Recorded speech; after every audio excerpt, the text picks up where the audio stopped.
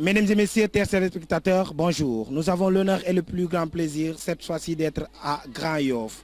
Oui, Grand-Yoff, une ville qui se trouve dans la région de Dakar, une ville pas comme les autres, d'où l'on reconnaît et connaît le cosmoculturalisme. Aujourd'hui, en tout cas, nous sommes venus dans une cérémonie organisée par la Cogère féminine. La Cogère, une structure, oui, en tout cas d'un parti politique appartenant au régime actuel de l'État du Sénégal, en tout cas dont le leader principal est le président de la République, son Excellence, M. Macky Sall. Aujourd'hui, la jeunesse féminine de la Cogère est venue, en tout cas, apporter main forte ou bien apporter sa contribution à travers une sensibilisation dans le cadre de conscientiser, mais aussi d'apporter sa touche, en tout cas, à l'inondation que vivent les populations à travers le territoire national. Raison pour laquelle aujourd'hui ils ont lancé un appel. En tout cas, au cours de cette manifestation, vous verrez des interventions de différents leaders, mais aussi de différents parties prenants faisant partie de cette structure qui est la Cogère féminine Légui Légui. Écoutez bien ce message. Un jour, un vieux sage m'a dit que chaque génération a une mission. Il se doit de l'accomplir ou de la trahir. Et le président de la République, son Excellence, Maître Macky Sall l'a dit, qu'aucune nation ne peut se développer sans les forces vives de sa jeunesse. Raison pour laquelle dans sa politique, il a donné une place importante à la jeunesse. Parce que sachant que la jeunesse est la force forçante sans laquelle aucune force n'est force. Une force et des forces, toutes les forces. Raison pour laquelle, Yéma Gayo, Nyentamula Lyon, Nentenanya,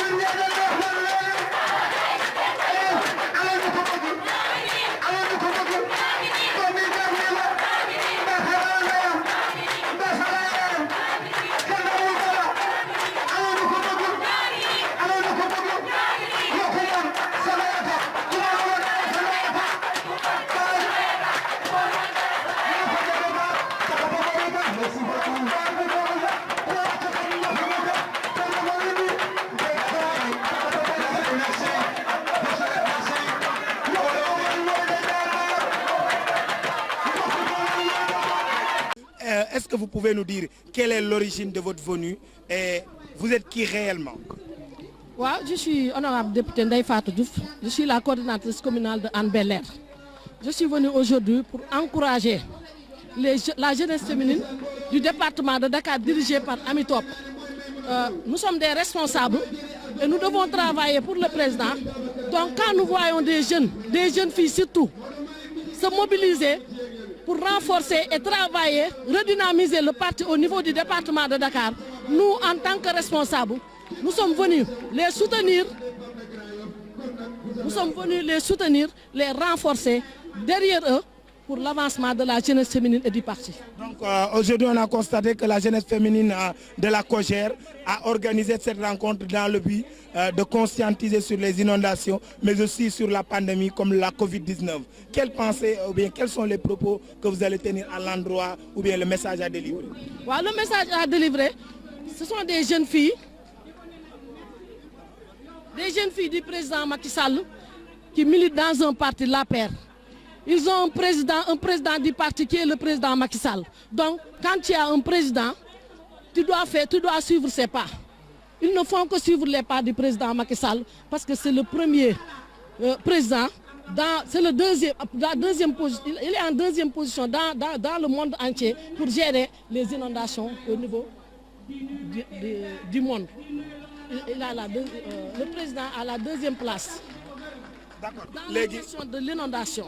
Donc aujourd'hui, si nous voyons les jeunes filles venir sensibiliser les gens sur l'inondation, donc nous ne devons faire que les accompagner et les encourager pour le travail qu'ils viennent d'accomplir ici. Nous leur remercions et nous leur dirigeons du courage et bonne continuation. en wolof honorable tey dañoo gis ne da nga ñëw ci ndaje moo xamante ne ay ndaw a ko organisé muy waa COJER féminine tey jii lan moo waral sa teewaay ci jotaay bi. waaw sama teewaay ci jotaay bi du dara lu dul gis ay ndaw yu toog ànd ak président Macky Sall nekk ak président Macky Sall tey war a taxaw indi remobilisation ci parti bi dajalewaat parti bi ñuy ay jeunes li président gën a soxla tey ñun responsable duñ def lu dul taxaw ci seen ginnaaw accompagner leen gunge leen.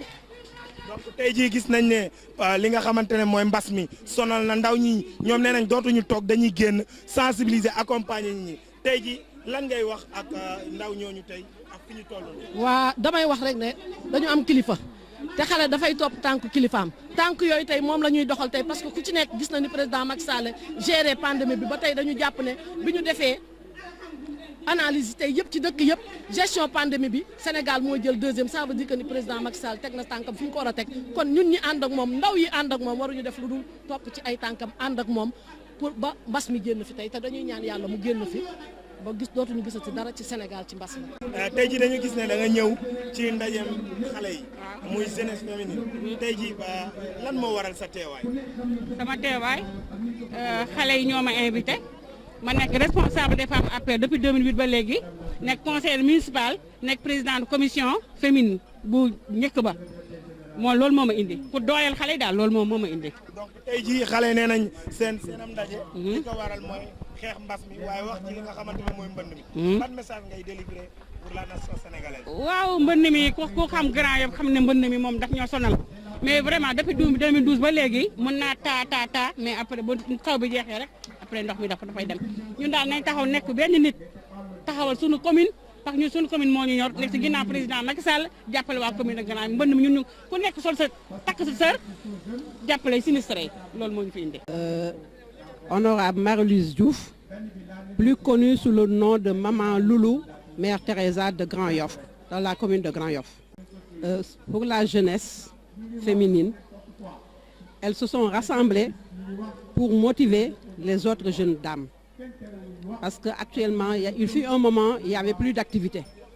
Donc, elles ont repris les activités. Et pour l'inondation, elles savent qu'elles habitent dans la commune de Grand Yoff. C'est pour cela qu'elles se sont réunies et elles ont vu que le président Macky Sall est en train de faire pour les gens sinistrés des financements, des nourritures et pas mal de choses. Aujourd'hui, en tant qu'honorable, donc, qu'est-ce que vous avez fait par rapport aux inondations et à la pandémie? Une contribution. Vous savez, là, je ne l'ai pas fait toute seule. Je l'ai fait avec des femmes. Donc, ces femmes, on a donné plutôt des denrées alimentaires et un peu de financement pour qu'elles puissent s'aider. Jeunesse féminine bi li waral ma ñëw dafa am benn jamono joo xam ne dañu toogoon defatuñu woon dara mais ba ñu toogee ba mu yàgg xam ne lii du ko arrangé ci lañ regroupé-waat tey woote pour mobiliser seen yeneen morom yi ndax ñu mën a liggéey jàppale président Macky Sall parce que xam nañ ne sans la jeunesse sans les femmes dara du dem moo tax ñu dajaloo tey ñëw di pour wax ci. donc tey ji lan ngay wax ndaw ñi ñaax leen lu jëm ci wàllu mbas mi ak lu jëm ci wàllu mbënd mi. li ma leen di wax rek mooy bu ñu wax ne du sama kër rek te ñu ngi koy def sax ñu ngi dem fu nekk di jàppale ba barka Dembo Ndiaye lundi passé xale yu bari ñëw nañ parce que Grand Yoff am nañ ci ñaari xale yoo xam ne dañuy lab ci biir ndox bi kenn ki mu ngi am 2 ans kenn ki mu ngi am 23 ans mais terewul ñu ngi ñëw di ci def seen doole di ñu laaj mag ñi ak responsable yi lu ñu leen mën a dimbalee ñu jox famille yooyu te président Macky Sall tam du yàgg dina ñëw ci biir Grand Yoff jàppale ñooñu. Oui, en fait, moi je suis le premier coordinateur de l'APR de Grand Yoff, étant aussi le précurseur de l'organisation du parti dans la localité. Et donc mon devoir, c'est quand même d'accompagner toutes les situations, toutes les dynamiques constructives qui se créent au niveau de la zone. Et la rencontre d'aujourd'hui s'inscrit dans ce cadre-là. Et je crois que c'est fort heureux de constater aujourd'hui quand même cette mobilisation, cette volonté des jeunesses féminines à resserrer les rangs, à explorer toutes les pistes menant vers un développement global du parti. Merci beaucoup. Aujourd'hui, on parle d'inondation et de pandémie. Quel est le message à délivrer? Oui, pour la pandémie, c'est respecter les mesures barrières, porter le masque, ensuite la distanciation sociale et peut-être aussi, s'accompagner tout le temps avec le gel. Maintenant, pour les inondations, je crois que c'est toute une dynamique qui est en train d'être construite autour de M. le Président de la République. Donc faisons confiance au chef de l'État et Inch'Allah, toutes les questions seront évacuées. Alors, donc, juste féliciter toute la jeunesse féminine de Dakar. À travers Amitop, je remercie tous les camarades du département de Dakar. Et également, les encourage sur ce travail extrêmement important pour notre parti, l'Alliance pour la République. Nous avons besoin aujourd'hui de réanimer le parti partout dans le département, dans l'ensemble des communes. Et donc c'est avec beaucoup de fierté que nous les recevons aujourd'hui au niveau de Grand Yoff. Et nous espérons pouvoir enclencher en tout cas le processus au niveau de notre parti pour que nous soyons, pour que nous ayons une large victoire dans le département de Dakar lors des prochaines élections locales. Alors, donc toujours appeler à la vigilance donc par rapport aux populations. Aujourd'hui, nous vivons des périodes extrêmement difficiles, donc il faut que nous fassions très attention, que nous puissions respecter les mesures barrières édictées par les professionnels de santé, que nous utilisions les gels hydroalcooliques, lavions nos mains systématiquement, mais également que nous utilisions le masque. Donc clairement, notre pays est en train de vaincre cette maladie. On a besoin, encore une fois, des efforts de tout un chacun pour véritablement que nous puissions définitivement sortir du coronavirus. Merci beaucoup, DG. Merci Yego. Donc c'est la jeunesse féminine de la COJER de Dakar des 19 communes. dama koy faral di leeral parce que communes yëpp ñu ngi unir ak derrière suñu coordinateur départemental monsieur Amadou Niang vraiment ak seen présidente man mii di Amé Top ñu ànd di liggéey pour l'intérêt du président de la République. On est les jeunes du président la ñu àndal moom la ñuy liggéeyal donc on est là di def benn tournée boo xamante ne dañuy siéger tous les 19 communes de Dakar pour redynamiser mais aussi pour mobiliser la jeunesse féminine du département de Dakar. ñu booloo ànd doon benn say parce que damay faral di wax ne bu ñu nekkee benn bant wala ñaari bant famille président Macky Sall surtout la jeunesse féminine dañuy mën a damm mais bu ñu nekkee wenn say yaakaar naa kenn duñu mënal dara ndax nag dañoo ànd koo xamante ne c'est un homme de vision muy son excellence le président Macky Sall fi mu jëlee Sénégal ak fi mu ko yóbbu yaakaar naa ne kenn du ko naatable donc tey jii nii ñu nekk ak suñu département de Dakar tey ñun ñoo ko war a dundalaat les responsables sont derrière nous à nous accompagner te Inch'Allah on va essayer de vulgariser mais aussi d'animer le parti au niveau du département de Dakar. Non, on attend un soutien des autorités. Soutien la ñuy laaj ci autorités te yaakaar naa ne am nañ ko ndax on voit le DG de l'ADE derrière nous qui a pris l'engagement de nous accompagner. Nous accompagner, c'est accompagner le président de la République, son excellence Macky Sall, parce qu'il représente le président de la République ici à Grand Yoff. Donc on est là unis, mais aussi descendre sur le terrain pour aider, mais aussi accompagner ceux qui sont dans les sinistrés. Vraiment, merci beaucoup. Bonjour, maa ngi nuyu mbokku téléspectateurs yi ñuy seetaan yëpp man la Ndeye Penda Ndiaye man maay présidente de la jeunesse féminine de Grand Yoff, également vice-coordinatrice de la COJER communale de Grand Yoff. tey suñu manifestation bi c'est dans le cadre des tournées de la COJER départementale de la COJER départementale de Dakar. waa journée bi d'abord lu tax ñu gën ko organiser parce que dañu nekk Grand Yoff ñu bëri naan yéen la wala du yéen tey nag foog naa tey ku ñëw ci assemblée bi di nga xam ne même bu dul ñun sax te affaire bi sax ñun la ndaxte ku fi gis mbooloo mi fi teew xam ne même responsable yu gën a mag au niveau de l'État dañuy organiser te du mel nii donc looloo tax benn la ci li tax ñu organiser ko mais aussi pour lancer et redynamiser la COJER de Dakar parce que gisoon nañ que depuis quelque temps que COJER du am benn activité, on était carrément dans léthargie, mais depuis 2 semaines avec cette tournée on est en train de redynamiser la jeunesse républicaine, mais on est en train de redynamiser également la jeunesse sénégalaise. tournée bi am na thème central ndax am na lu ko tax a jóg. waaw li ko tax a jóg mooy d'abord la Covid-19 qui est une pandémie internationale qui est en train de faire aujourd'hui des ravages dans le monde. Aujourd'hui, nous sommes en train de faire des sensibilisations envers la population pour qu'aujourd'hui, chaque Sénégalais ait conscience que cette maladie existe et que nous devons nous devons respecter les mesures barrières pour que vraiment cette maladie nous quitte dans les plus brefs délais. Donc en tant que structure féminine d'un parti politique, quel est l'apport que vous pouvez apporter ou bien quel est votre point de vue par rapport aux inondations qui secouent actuellement l'étendue du territoire sénégalais? Ouais, les inondations c'est des catastrophes naturelles. Donc loolu noonu mbirum yàlla la. Tey le président de la République li mu ci mënoon def na ko ndaxte vraiment accompagné bi inondation yi amee kenn souhaité wu ko mais loo xam ne yàlla daf ko dogal jàmm mënu ci dara mais li mu ci mën yëkkati na une somme vraiment conséquente apporté ko au niveau de la population qui sont touchées. Tey inondation yi c'est vrai que le plan décennal a beaucoup contribué à réduire les inondations. La quantité d'eau maanaam taw bi ñu am durant le week-end passé mësuñu ko am. Par exemple c'est une quantité de pluie la contribution que je lance aujourd'hui à la population sénégalaise est que c'est une catastrophe naturelle et que ndogu comme li ñuy wax ndogalu yàlla jàmm mënu ci dara. Donc président Macky Sall bi mu mettre en place plan décennal bi c'était pour lutter contre les inondations, mais comme li ñuy wax la nga xamoon ne réew mi da kaa waroon am ci ndox lu ñetti weer nga am ko ci ñetti fan, donc loolu c'est pas gérable.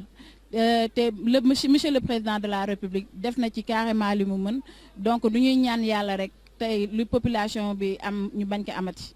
waaw jàngat bi ma ci am mooy d'abord di féliciter la jeunesse féminine du département de Dakar dirigée par Ami Amel Top, celle de notre coordination commune dirigée par la présidente la Lionne de Grand Yoff Ndeye Penda Ndiaye, une dame vraiment valeureuse bi nga xam ne depuis belle lurette depuis même avant l'opposition mu ngi jàppale Macky Sall. Donc fii à Grand Yoff tey wane na ne moom président Macky Sall moo ko ñor, wane na ne moom ndaw jigéenu Macky Sall yi ñoo ko ñor.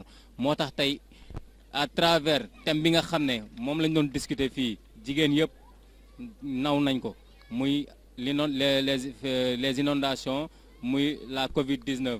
jeunesse département Dakar nag yàgg nañu jóg depuis bi nga xam ne Covid-19 bi ñëw na fii ci Sénégal tooguñu. taxaw nañ monsieur le président de la République au niveau des communes di def ay distribution de dons de masques, de gel ak lépp li nga xam ne taxaw bokk na ci. parewuñu foofu bi ñu paree foofu inondation yi ñëw muy catastrophe naturelle ak lépp li nga xam ne président Macky Sall def na ko ci ñoom ñu nekk ci di jàppale di continuer di jàppale population bi. Donc ñun suñu rôle tey c'était juste pour ñëw accompagner jigéen ñi nga xam ne ñoo nekk ci département bi di accompagner la politique du président Macky Sall. Donc vraiment on les salue et c'est très important, c'est une bonne initiative. tey jii looy wax ci mbas mi ak li nga xamante ne mooy inondation yi. waaw mbas mi bon damay jël exemple au niveau de Grand Yoff. mbas mi en 2013 Macky Sall ba mu fi ñëwee Grand Yoff dafa nekkoon sous les eaux. Après si la lancé le plan décennal contre les inondations, par la suite le plan Orsec. Gis nañu depuis lors 2013 bi nga xam ne mbënd bi duggoon na Grand Yoff daaneel canal bi Macky Sall dafa woote benn urgence boo xam ne le lendemain camions yi dañu ñëw daaneel canal bi yokku envergure bi yokku capacité bi jëndal ko beneen groupe électrogène bi nga xam ne dina ko permettre mu gën a récupérer eau bi sànni ko zone de captage. Et je pense que depuis lors gëj nañu am mbënd. Maintenant nag comme si sama nawle bi wax